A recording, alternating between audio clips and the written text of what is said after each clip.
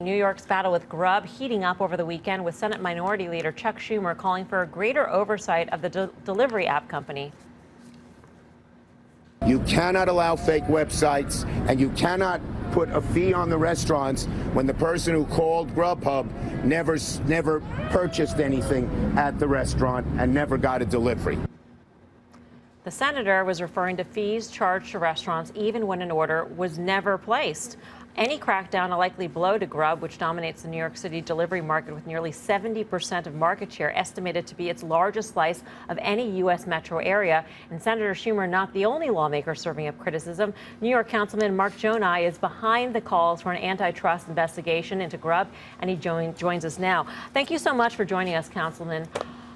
Thank you for having me, Melissa. What is the thrust of your complaint? There seems to be a lot of accusations, whether it be just egregious charges made to these small businesses, these restaurants, or this allegation of the fake websites that Senator Schumer was referring to? Well, all of it, Melissa. You know, these mom and pop shops have an unfair disadvantage. They're competing against billion-dollar venture capital invested companies that are forced to sign contracts that may not understand or be in a plain language for them to understand. The fee structure is up to 33% of the total charges, and we know that the percentage that their profits are 6 from 12%. On every order, there's a net loss to these small businesses.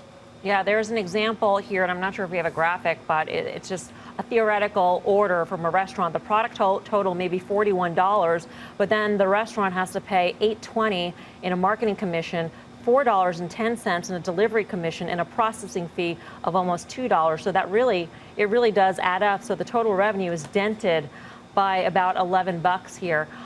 What is the remedy to this, Councilman? Because an antitrust investigation implies that it's too big of a market player. Should it be broken up? I mean, what's the solution? We're still meeting with all the stakeholders, and we're trying to determine the best course of action, if any. At this point, we're still meeting with all the stakeholders, from small businesses to the providers themselves. We hope that they'll first step up to the plate and do the right thing by refunding any fees that shouldn't have been charged to our small businesses to begin with.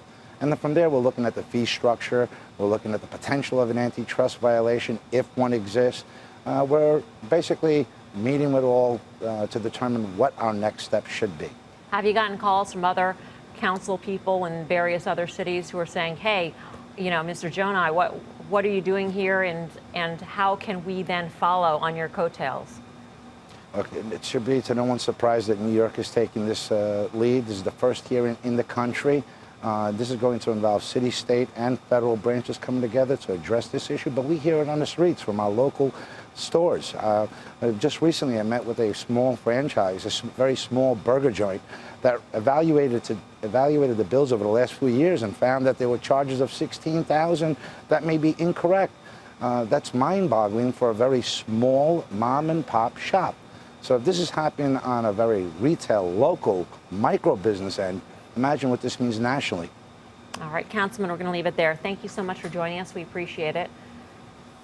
Thank you, Melissa. Gjonaj of New York City. We reached out to GrubHub for comment. The company welcoming talks with lawmakers and committing to disprove what it calls false allegations about its business practices.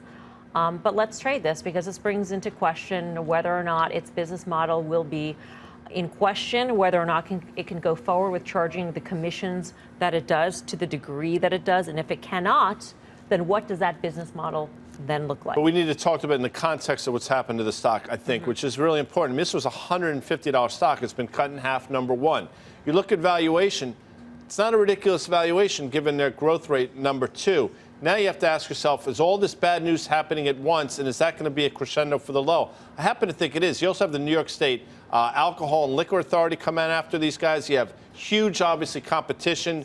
DoorDash, Uber Eats, all these places that I'll never use, but everybody else seems to. But then at a certain point, you have to ask yourself, the GrubHub business model, potentially flawed, might make sense, especially after the ridiculous sell-off and the huge short interest in the earnings in a couple of weeks. Quick on the chart. Yeah, I mean, just to think about it, the stock is still at its December lows. Every equity in the world has rallied this year. That alone is a problem.